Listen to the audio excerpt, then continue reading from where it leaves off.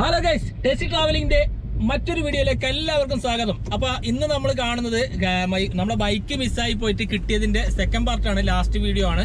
അപ്പൊ നമ്മൾ നാട്ടിലെത്തി ആ കാഴ്ചകളും കൂടിയാണ്, അതിന്റെ രണ്ടാം ഭാഗം കാഴ്ചകളും കൂടിയാണ് നമുക്ക് കാണേണ്ടത്. അപ്പൊ നിങ്ങളത് കണ്ടു നോക്ക്. നമ്മൾ ഒരുപാട് പേര് സഹായിച്ചിട്ടുണ്ട്. നമ്മുടെ അറിയാം, എന്റെ സുഹൃത്ത് നിയാസിന്റെ പിന്നെ അനിയൻ മിലിറ്ററിയിലാണ്. അവന്റെ അനിയന്റെ ഓഫീസറെ കൊണ്ടുവരെ വിളിപ്പിച്ച് ലാസ്റ്റ് ഒറ്റ കൈക്കാണ് നമുക്ക് ബൈക്ക് കിട്ടിയത്. കഷ്ടപ്പാടെന്ന് പറഞ്ഞാൽ നല്ല രീതിയിൽ കഷ്ടപ്പെട്ടിട്ടുണ്ട്. അപ്പം അതിന്റെ സെക്കൻഡ് പാർട്ടും കൂടി നിങ്ങൾ കണ്ടു നോക്ക്. ഇഷ്ടപ്പെട്ടാൽ നിങ്ങൾ ലൈക്ക് ചെയ്യുക, ഷെയർ ചെയ്യുക, കമന്റ് ചെയ്യുക. അപ്പം നമുക്ക് കാഴ്ച കണ്ടിട്ട് വരാം.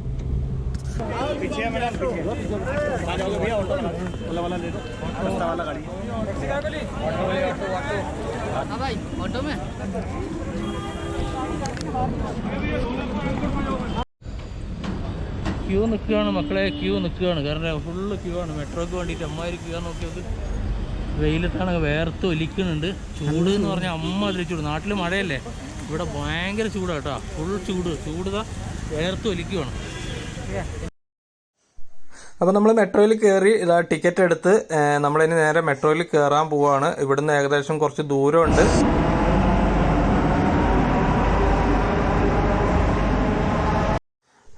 എന്തായാലും നമ്മൾ മെട്രോയിൽ കയറിയിട്ടുണ്ട്. മെട്രോയിൽ ഇവിടുന്ന് ഏകദേശം ഹരിയാനയുടെ ബോർഡർ വരെ നമുക്ക് പോകണം. ഏറ്റവും ലാസ്റ്റ് സ്റ്റോപ്പാണ് മെട്രോയുടെ. അപ്പം അവിടെ പോയി നോക്കാം നമുക്ക് എന്താ അവസ്ഥ എന്നുള്ളത്. അപ്പോൾ നമ്മൾ മെട്രോ ഇറങ്ങി. മെട്രോയിൽ നിന്ന് നമുക്ക് ഇപ്പോൾ പോകുന്നത് ഗുരുഗ്രാമിലേക്ക് തന്നെയാണ്. ഇവിടുന്ന് ഏകദേശം 8-9 കിലോമീറ്റർ ദൂരമുണ്ട്. അപ്പോൾ ടാക്സി വിളിച്ചിട്ട് വേണം നമുക്ക് പോകാൻ.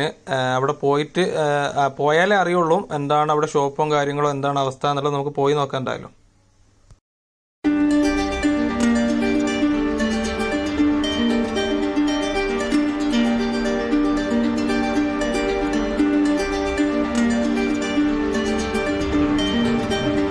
ഞങ്ങളുള്ളത് ശ്രീകൃഷ്ണ ടയറിൻ്റെ മുമ്പിലാണ്. അതായത് ജെ കാർഗോ നിലവിലുണ്ടായിരുന്നത് ഇവിടെയാണ്. ഈ ഒരു ബിൽഡിങ്ങിലാണ് ജെ കാർഗോ ഉണ്ടായിരുന്നത്. ഇവിടെ ഇപ്പോൾ അങ്ങനത്തെ ഒരു ഷോപ്പില്ല. അപ്പോൾ ഞങ്ങളിപ്പോൾ അവർ കോണ്ടാക്റ്റ് ചെയ്യുന്നുണ്ട്. വണ്ടി എവിടെയാണ് എന്താണെന്നുള്ള അറിയില്ല. ജസ്റ്റ് നോക്കട്ടെ. ഇതാണ് അവരുടെ സ്ഥലം. ഇവിടെ അവർ ഓഫീസും ഇല്ല, ഒന്നുമില്ല. അതാണ് ഇപ്പോഴത്തെ അവസ്ഥ. ഇനി ബാക്കിയാർ വിളിച്ച് കോണ്ടാക്ട് ചെയ്തിട്ട് എന്താ വരുമെന്ന് നോക്കിയിട്ട് പറയാം. ഇപ്പോൾ ഏകദേശം 4ാമത്തെ ഓട്ടോറിക്ഷയാണ് കയറുന്നത്. 3-4 പ്രാവശ്യം നടന്ന് ക്ഷീണിച്ച് കുറേ സ്ഥലത്ത് പോയി നോക്കി, ഒന്നും കണ്ടിട്ടില്ല. അവിടെ ഒന്നും ഈ ഷോപ്പില്ല. ഇപ്പം ഞങ്ങൾ വേറൊരു ഷോപ്പിലോട്ട് പോവുകയാണ്. അത് അവിടെ ഒരു അഡ്രസ്സ് കാണിക്കുന്നുണ്ട്. അപ്പം 3-4 പ്രാവശ്യം ഞങ്ങൾ അങ്ങോട്ട് കറങ്ങി. ഇനി 4 കിലോമീറ്ററും കൂടി പോയി നോക്കാം. അത് കഴിഞ്ഞിട്ടില്ല എന്നുണ്ടെങ്കിൽ നേരെ സ്റ്റേഷനിലേക്ക് പോകാനാണ് പരിപാടി. അപ്പോൾ നമ്മളിപ്പോൾ ഇതല്ലേ ഗുരുഗ്രാമിലെ പോലീസ് സ്റ്റേഷനിലാണ് ഉള്ളത്. ഇവിടെ വന്നിട്ട് നമ്മൾ തിരിച്ചു പോകുകയാണ്. നമുക്ക് കിട്ടേണ്ടതെന്ന് പറഞ്ഞാൽ വണ്ടി അവിടെ നിലവിൽ. അങ്ങനെ നമ്മളിപ്പോൾ ഈ പോലീസ് സ്റ്റേഷനിൽ വന്ന് ഇവിടെ ആരും വിളിച്ച് അവരെ ഹൈദരാബാദിലേക്ക് തന്നെ പോകാനാണ് പറയുന്നത്. ഹൈദരാബാദിൽ നിന്ന് ബൈക്ക് തരുമെന്ന് പറയുന്നത്. ഞങ്ങൾ ഹൈദരാബാദിൽ നിന്നാണ് തിരിച്ചിങ്ങോട്ട് വന്നത്. എന്താണ് അവസ്ഥ എന്നൊന്നും അറിയില്ല. എന്തായാലും പോയി നോക്കാതെ നിവൃത്തിയില്ല. പോലീസുകാർ അങ്ങനെ പറയുന്നത്, നിങ്ങൾ പോയി നോക്കുമെന്ന്. അപ്പോൾ ഞങ്ങൾ പോലീസ് സ്റ്റേഷനിൽ ഇറങ്ങി. ഇനിയിപ്പോൾ ഹൈദരാബാദിലേക്ക് തിരിച്ച് പോയേ പറ്റുള്ളൂ.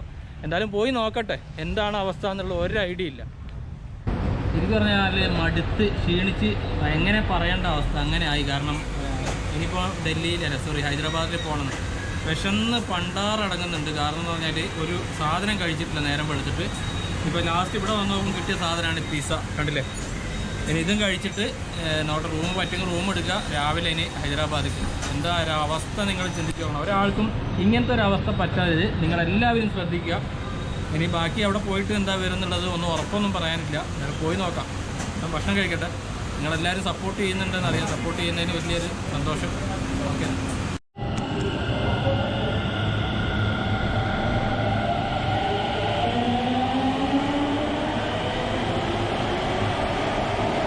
നമ്മുടെ നിസാമുദ്ദീൻ മെട്രോ റെയിൽവേ സ്റ്റേഷൻ്റെ പുറകുവശത്ത് ഇങ്ങനെ പുറത്ത് നിൽക്കുകയാണ് നമ്മൾ. കാരണം വണ്ടിയുടെ ഒരു ഡീറ്റെയിൽസും അറിഞ്ഞിട്ടില്ല.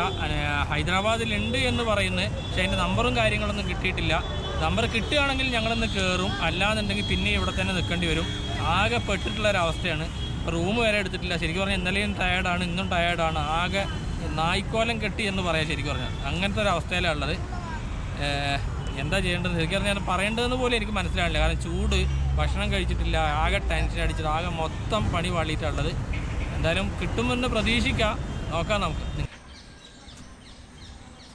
അപ്പോൾ 2 ദിവസമായിട്ട് നമ്മളിന്ന് ഡൽഹിയിൽ ഇവിടെ ഈ ഒരു ഗസ്റ്റ് ഹൗസിലാണ് താമസിക്കുന്നത്. ഇന്ന് നമ്മൾ നാളെ വരെ, അതായത് ഇന്ന് രാത്രി നമുക്ക് വണ്ടിയുടെ ഡീറ്റെയിൽസ് ഫുള്ളായിട്ട് അറിയാൻ പറ്റുള്ളൂ. അത് അറിഞ്ഞതിന് ശേഷം നമ്മൾ നാളെ ബാക്കി ഫൈനൽ തീരുമാനം എടുക്കും. അപ്പോൾ ഇന്നലെ നമ്മൾ വ്ളോഗോ കാര്യങ്ങളൊന്നും ചെയ്തിട്ടില്ല, പുറത്ത് പോകാൻ പറ്റിയിട്ടില്ല. ഇന്നിപ്പോൾ ജസ്റ്റ് ഇതാ ഈ ഗല്ലിയിലൂടെ നമ്മൾ പുറത്തോട്ട് പോവുകയാണ് ഭക്ഷണം കഴിക്കാൻ വേണ്ടിയിട്ട്.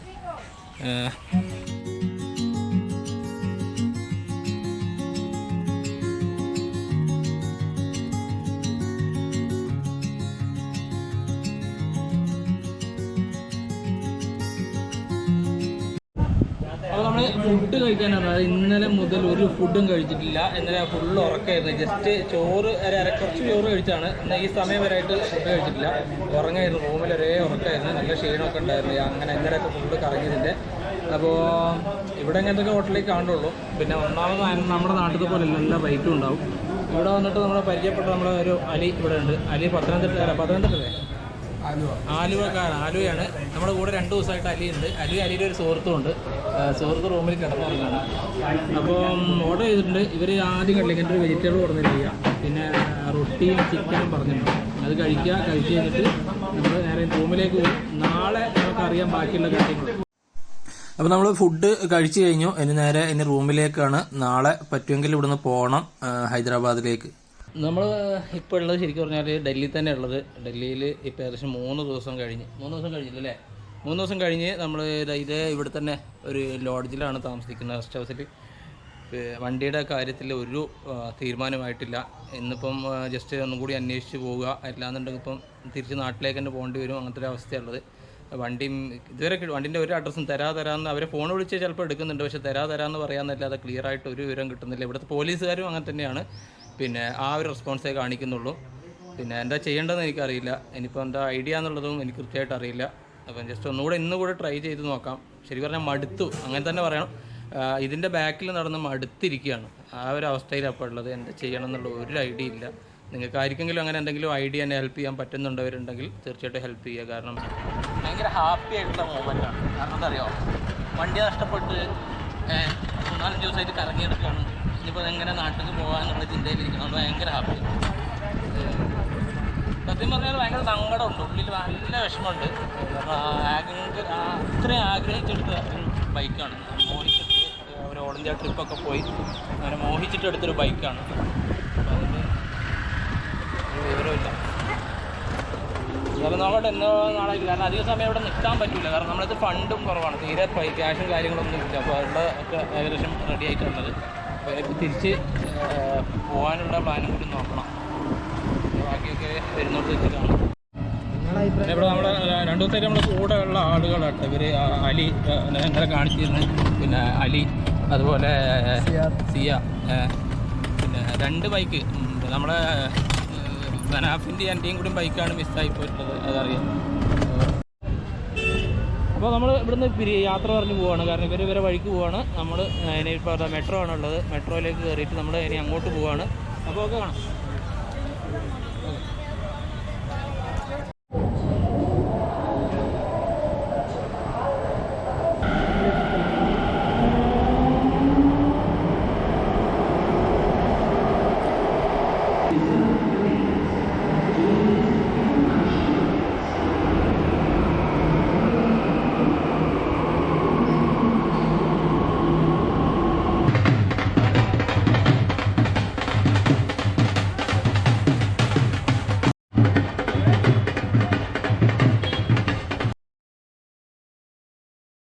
അപ്പോൾ നമ്മൾ റെയിൽവേ സ്റ്റേഷനിലെത്തി. നമുക്ക് ടിക്കറ്റ് കിട്ടിയിട്ടില്ല. ഹൈദരാബാദിലേക്ക് പോവുകയാണ്. സാധാ ലോക്കൽ കമ്പാർട്ട്മെൻറ്റാണ് നമുക്ക് കിട്ടിയത്. ഇവിടെ ഒരുപാട് തിരക്കാണ്. അതിൻ്റെ ഇടയിൽ ഇപ്പോൾ കണ്ടില്ല, ഒരാൾ തൂങ്ങിയിട്ട് കമ്പാർട്ട്മെൻറ്റിൽ നിന്ന് ഇപ്പുറത്തെ കമ്പാർട്ട്മെൻറ്റിൽ തൂങ്ങിയിട്ട് അപ്പുറത്തെ കമ്പാർട്ട്മെൻറ്റിലേക്ക് പോകുന്ന ഒരു കാഴ്ചയാണ്. ചായ കച്ചവടം ചെയ്യുന്ന ആളാണ്. അപ്പം എന്തായാലും ഹൈദരാബാദിൽ വണ്ടി ഉണ്ടെന്നൊരു കൺഫേം ആയിട്ടുള്ളൊരു വിവരം നമുക്ക് കിട്ടിയിട്ടുണ്ട്. ഒരുപാട് സന്തോഷമുണ്ട് അത് കേട്ടപ്പോൾ തന്നെ. പിന്നെ അതുകൊണ്ട് തന്നെ ടിക്കറ്റ് നമുക്ക് റിസർവേഷൻ കിട്ടിയിട്ടില്ല.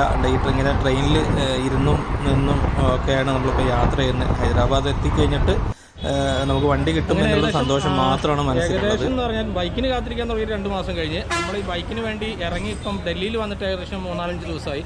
ഈ 5 ദിവസത്തിന് ശേഷം നമ്മളിപ്പം ഹൈദരാബാദിൽ എത്തിയിട്ടുണ്ട്. കാരണം ഒരുപാട് കോൺടാക്ട് ചെയ്തതിന് ശേഷം, ഒരുപാട് ആളെ കൊണ്ട് വിളിപ്പിച്ചതിന് ശേഷം നമുക്ക് ആ ബൈക്ക് ഹൈദരാബാദിൽ ഉണ്ട് എന്നുള്ളൊരു അറിവ് കിട്ടിയത്. ഞങ്ങൾ ഇന്നലെ ഡൽഹിയിൽ നിന്ന് പുറപ്പെട്ട് ഇന്ന് ഹൈദരാബാദ് റെയിൽവേ സ്റ്റേഷൻ്റെ മുന്നിലാണുള്ളത്. ഇനി ഇവിടെ നിന്ന് നേരെ നമ്മൾ ഒരു 50 കിലോമീറ്റർ ഉണ്ട് ആ ബൈക്ക് നിൽക്കുന്ന സ്ഥലത്തേക്ക്. അവിടെ പോകണം, ബൈക്ക് നോക്കണം, എന്താണ് അവസ്ഥ എന്നുള്ളത് നമുക്ക് കാണിച്ചു തരാം. അപ്പോൾ നമ്മൾ ബൈക്കുള്ള സ്ഥലത്തേക്ക് പോവുകയാണ്. കാരണം ഒരുപാട് പേര് നമ്മളെ കോണ്ടാക്ട് ചെയ്തിട്ടുണ്ട്. നമ്മളെ അതായത് ശരിക്കും പറഞ്ഞാൽ മിലിറ്ററിയിൽ നിന്ന് വരെ, നമ്മുടെ നാട്ടിൽ നിന്നുള്ള ഒരു പട്ടാളക്കാരൻ മുഖാന്തരം നമ്മൾ മിലിറ്ററിയിൽ നിന്ന് വരെ നമ്മൾ കോണ്ടാക്ട് ചെയ്തിട്ടാണ് നമ്മുടെ ഈ മുതൽ നമുക്ക് തിരിച്ച് കിട്ടിയത്. സത്യം പറഞ്ഞാൽ ഒരുപാട് മനസ്സിൻ്റെ ഒരുപാട് സന്തോഷം. കാരണം ഈ ഒരു മുതൽ നമുക്ക് നഷ്ടപ്പെട്ടു എന്നുള്ളത് പൂർണ്ണമായിട്ടും ഞാൻ വിശ്വസിച്ചിരുന്ന സാധനമാണ്. എനിക്ക് അത്ര ഇഷ്ടപ്പെട്ടൊരു ബൈക്കായിരുന്നു അത്. എന്തായാലും തിരിച്ചു കിട്ടി. ഈ എന്നെ സഹായിച്ചതും എനിക്ക് വേണ്ടി പ്രാർത്ഥിച്ചതുമായ എല്ലാവർക്കും ഞാൻ നന്ദി പറയണം ഈ അവസരത്തിൽ. കാരണം അത്രയും ഞാൻ സങ്കടപ്പെട്ടിരുന്ന ഒരു കാര്യമാണ്. ഇതിനുവേണ്ടി എന്നെ സഹായിച്ച ഒരുപാട് പേരുണ്ട്. എല്ലാവർക്കും വലിയൊരു താങ്ക്സ്. അപ്പോൾ നമ്മൾ ഹൈദരാബാദിലെത്തി. ഇവിടെ ഹൈദരാബാദിൽ വണ്ടി റിസീവ് ചെയ്ത് വെച്ച ആളാണ്, നമ്മുടെ നാട്ടുകാരനാണ്, അയൽവാസിയാണ്. നമുക്ക് ചോദിക്കാം, പേര് പറഞ്ഞു. പേര് മഷൂദ്. നമ്മുടെ ഏകദേശം കുറച്ച് ഒരു 6-7 വീട് അല്ലേ, അടുത്ത് തന്നെയാണ്. നമ്മൾ ടൗണിലേക്കൊക്കെ പോകുന്ന അടുത്താണ്. മഷൂദാണ് ഇവിടെ വണ്ടി അവരിന്ന് വാങ്ങിച്ചു വെച്ചത്. പിന്നെ കുഴപ്പമൊന്നുമില്ല, നമ്മുടെ സാധാരണ തന്നെ ഇതിൻ്റെയൊക്കെ ഉള്ള ലെവൽ തന്നെയാണ്. സർവീസ് ചെയ്യണം. പിന്നെ വേറെ കാഴ്ചയിൽ വേറെ പ്രോബ്ലം കാണില്ല. സർവീസ് ചെയ്ത് നല്ല കുട്ടപ്പനാക്കി എടുക്കാനുണ്ട്. വേറെ പ്രോബ്ലങ്ങളോ കാര്യങ്ങളോ ഒന്നും നിലവിലിപ്പം നമ്മൾ ഇല്ലേ ഓടിക്കുമ്പോൾ പ്രശ്നമൊന്നുമില്ല. അല്ല ഒക്കെ സർവീസ് ചെയ്യാൻ അതിന് വെച്ച് കഴിഞ്ഞാൽ എത്ര കിലോമീറ്റർ ആയില്ല ഇത്ര. അപ്പം ശരിക്കും പറഞ്ഞാൽ ഭയങ്കര സന്തോഷമായി. നമ്മളിപ്പോൾ ഇനി ഇവരെ കൂട്ടി നമ്മൾ ഫുഡ് കഴിക്കാൻ പോവാണ്. ഇവിടെ ഹൈദരാബാദിൽ വന്നു കഴിഞ്ഞാൽ നമുക്ക് ഹൈദരാബാദ് ബിരിയാണി കഴിക്കാതെ പോകുന്നത് മോശമില്ല. അപ്പോൾ അതുകൊണ്ട് നല്ല ഫുഡ് കിട്ടും എന്ന് പറഞ്ഞ ഒരു സ്ഥലത്തേക്ക് നമ്മൾ എല്ലാവരും കൂടി പോവാണ്. ഞാനുണ്ട്, മനാഫുണ്ട്, അതുപോലെ നമ്മുടെ കൂടെയുള്ള ഇവിടെ ബൈക്ക് എടുത്തു വെച്ച ഒരു ഫാമിലി ഉണ്ട്. ഒരു ഫാമിലി ആയിട്ടാണ് ഇവിടെ താമസിക്കുന്നത്. അപ്പോൾ അവരും ഉണ്ട്. നമ്മളെല്ലാവരും കൂടിയും ഒരു 5 പേര് ഒരുമിച്ച് നമ്മൾ ഫുഡ് കഴിക്കാൻ പോവാണ്. ഏകദേശം ഹോട്ടലിൻ്റെ അടുത്തെത്തി. നമുക്ക് ഫുഡിൻ്റെ വിശേഷങ്ങൾ ഇനി എന്താണെന്ന് നോക്കാം. ഹൈദരാബാദിലെ ഏറ്റവും ബെസ്റ്റ് നല്ല ടേസ്റ്റ് കിട്ടുന്ന ഒരു സ്ഥലമാണ്. ഇതിൻ്റെ പേരെന്താ സീസൺ 4 അല്ലേ?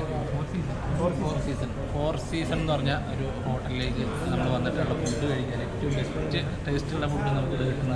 അപ്പോൾ നമുക്കിവിടെ അവർ സാധാരണ കൊണ്ടുവെക്കുന്ന ഒരു പ്ലേറ്റും കാരണം ഒരു പച്ച ചട്നി, ഒരു തൈര്, പിന്നെ നമ്മളെ കൂടെയുള്ളവർ നമ്മുടെ നാട്ടുകാരനാണ്, പള്ളിക്കൂട്ടുകാരനാണ്. അപ്പോൾ ഫുഡ് എന്ന് പറഞ്ഞാൽ ശരിക്കും പറഞ്ഞാൽ 2-3 ദിവസമായിട്ട് ഡൽഹിയിൽ പോയതിന് ശേഷം മര്യാദക്ക് ഫുഡ് കഴിച്ചിട്ടില്ല. കാരണം ഫുഡ് കഴിക്കുമ്പോൾ ഞാൻ മര്യാദക്ക് ഫുഡ് കഴിച്ചിട്ടില്ല. അപ്പോൾ ഇന്ന് നമുക്ക് നല്ല അടിപൊളിയായിട്ടുള്ള ഫുഡ് കഴിക്കാം. ഫുഡ് വരും, ഞാൻ കാണിച്ചു തരാം. ഇവിടുത്തെ വെറൈറ്റി എന്തൊക്കെയാണെന്നുള്ളത് ഞാൻ കാണിച്ചു തരാം. അതുപോലെ ഇതിൻ്റെ ലൊക്കേഷനും ഞാൻ നിങ്ങൾക്ക് പറഞ്ഞുതരാം. കാരണം ആരെങ്കിലും ഡൽഹിയിൽ ഹൈദരാബാദ് വരികയാണെങ്കിൽ ഹൈദരാബാദ് ബിരിയാണി കഴിക്കാതെ പോകാൻ പാടില്ല അല്ലേ. അപ്പോൾ നമുക്ക് നോക്കിയാൽ കഴിച്ചു നോക്കാം. സാധനം വരട്ടെ.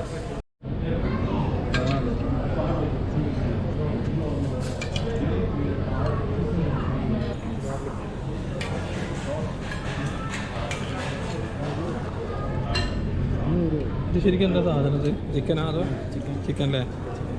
ചിക്കൻ്റെ കബാബാണിത്. Mutton lasan kebab, chicken lasan kebab. കഴിച്ചു നോക്കട്ടെ.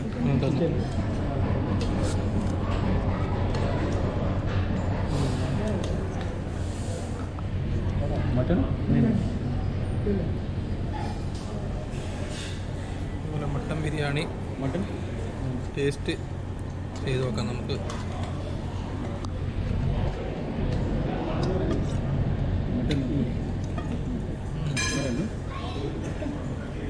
മട്ടൻ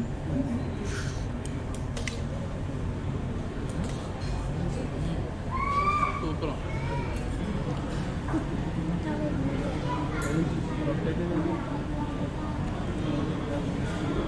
പൊളിയാം. നമ്മൾ പിന്നെ ഇടക്കിടക്ക് വന്ന് കഴിക്കുന്നുണ്ട്. നമ്മൾ ഞായറാഴ്ച വീട്ടിലാക്കും അത്. അപ്പോൾ നമ്മൾ കഴിക്കട്ടെ. നല്ല അടിപൊളി ബിരിയാണിയാണ്, നല്ല ടേസ്റ്റ് ഉണ്ട്. കഴിക്കട്ടെ, നല്ല വിശപ്പുണ്ട്. അപ്പോൾ നമ്മൾ ഹൈദരാബാദിൽ നിന്ന് വിട്ടു, വണ്ടി എടുത്ത്. ശരിക്കും പറഞ്ഞാൽ ഇത് നേരം വെളുക്കണ സമയത്താണ്, ഒരു 5 മണി കഴിഞ്ഞിട്ടേ ഉള്ളൂ. ഇന്നലെ നമ്മൾ ഉച്ച കഴിഞ്ഞിട്ട് നേരെ വന്ന് റൂമിൽ വന്ന് കിടന്നു, ഉറങ്ങി. നല്ല ക്ഷീണം ഉണ്ടായിരുന്നു. അതുകൊണ്ട് തന്നെ പെട്ടെന്ന് ഉറങ്ങിപ്പോവുകയും ചെയ്തു. ഇന്നിപ്പോൾ നമ്മൾ നേരെ ബാംഗ്ലൂർ വഴി നാട്ടിലോട്ട് പോവുകയാണ്. ഞാൻ ഒറ്റയ്ക്കേ ഉള്ളൂ. മനാഫ് ഇന്നലെ തന്നെ ബുള്ളറ്റ് കൊണ്ട് പോയി. നമ്മളിപ്പോൾ കിയയുടെ ഷോറൂമിൻ്റെ ഒക്കെ തൊട്ട് അടുത്തെത്തി. ഇവിടെ നിന്ന് ബാംഗ്ലൂരിൽ നിന്ന് നാട്ടിലേക്ക്. ഈ റൈഡിന് ഒരു പ്രത്യേകത എന്ന് പറയുന്നത് നമ്മൾ ഏകദേശം 865 കിലോമീറ്ററാണ് നമുക്ക് ഹൈദരാബാദിൽ നിന്ന് ഈ വണ്ടി എടുത്തിട്ട് നാട്ടിലേക്ക് എത്താനുള്ള ദൂരം എന്ന് പറയുന്നത്. അപ്പം ഇത് ഒറ്റ ദിവസം കൊണ്ടാണ് ഞാൻ റൈഡ് ചെയ്യുന്നത്. രാവിലെ 5 മണി മുതൽ നമ്മൾ ഏകദേശം വൈകുന്നേരം നാട്ടിലെത്തുമെന്ന പ്രതീക്ഷ.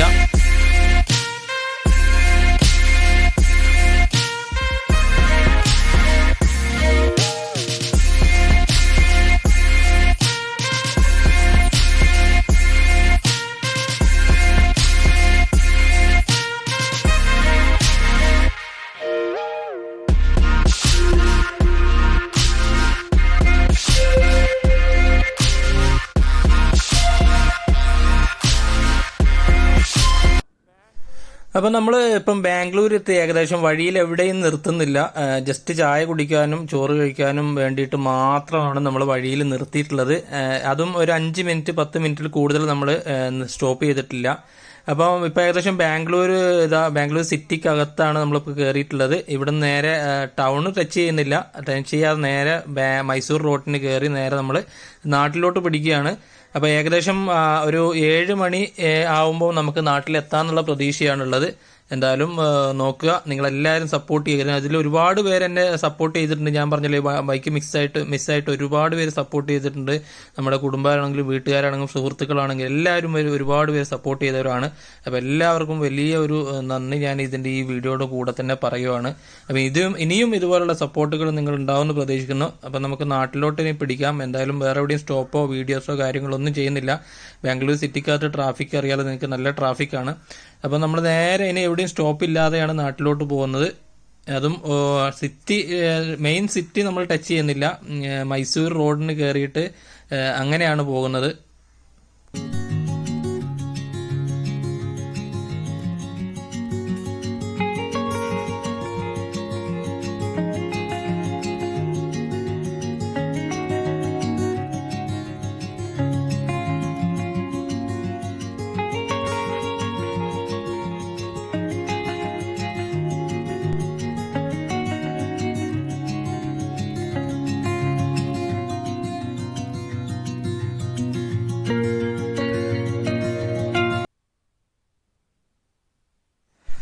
അങ്ങനെ നമ്മളിപ്പോൾ ഉള്ളത് നമ്മുടെ കർണാടക വീരാജ്പേട്ട മടിക്കേരിയിലേക്കൊക്കെ പോകുന്ന ചുരത്തിലാണുള്ളത്. ഇതിവിടെ ഒരു ചുരം എന്ന് പറഞ്ഞാൽ ഏകദേശം 17-18 കിലോമീറ്ററുള്ള ചുരമാണ്. ഈ ചുരം കഴിഞ്ഞപാട് നമുക്ക് ഏകദേശം ഒരു 5 കിലോമീറ്ററേ ഉള്ളൂ വീട്ടിലോട്ട്. ഇത് അത്യാവശ്യം വലിയൊരു ഡേഞ്ചർ ഒന്നുമില്ല, എങ്കിലും ഡേഞ്ചറുള്ള ചുരം തന്നെയാണ്. ഇവിടെ ഒരുപാട് പ്രത്യേകതയുള്ള ചുരമാണ്. കാരണം ഈ ദൂരെയുള്ള ആളുകൾക്കൊക്കെ ഈ ചുരത്തെ പറ്റി അറിയില്ല. ഈ ചുരത്തിൽ എന്ന് പറഞ്ഞാൽ ഈ ചുരത്തിനുള്ള ഒരു പ്രത്യേകത എന്ന് പറയുന്നത്, ഈ ചുരത്തിന്റെ സെൻട്രലായിട്ട് ഇവിടെ ഒരു ക്ഷേത്രമുണ്ട്. ഒരു ഹനുമാൻ ക്ഷേത്രമാണ്. ഹനുമാന്റെ കാലടി പാദം പതിഞ്ഞ, അതായത് ഇതിനൊരു ചരിത്രമുണ്ട്. അത് കൃത്യമായിട്ട് എനിക്ക് അറിയില്ല, എന്തെങ്കിലും വലിയൊരു ചരിത്രമുള്ളൊരു ക്ഷേത്രമാണ്. ഇവിടെ ഒരുപാട് പേര് ഈ പോകുന്ന വഴിക്കൊക്കെ വരാറുണ്ട്, നിർത്തി പ്രാർത്ഥിക്കാറുണ്ട്. പ്രത്യേകിച്ച് ഹിന്ദു വിശ്വാസികൾ. അതുപോലെ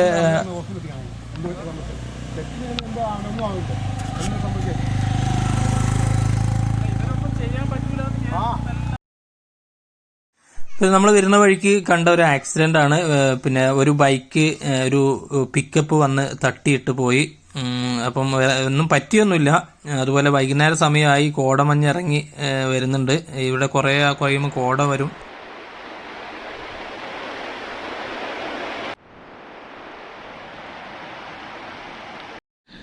അങ്ങനെ ഒരാഴ്ചത്തെ കഷ്ടപ്പാടിന് ശേഷം അതായത് ഒരു ആഴ്ചയല്ല, ശരിക്കും പറഞ്ഞാൽ 2 മാസം നമുക്ക് വണ്ടി മിസ്സായിട്ട്, അതിനുശേഷം ഒരാഴ്ച ബാംഗ്ലൂർ, ഹൈദരാബാദ്, ഡൽഹി എന്നിങ്ങനെ ഒരുപാട് കഷ്ടപ്പെട്ടതിന് ശേഷമാണ് നമ്മൾ ഒരുപാട് പേര് സഹായിച്ചിട്ടുണ്ട്.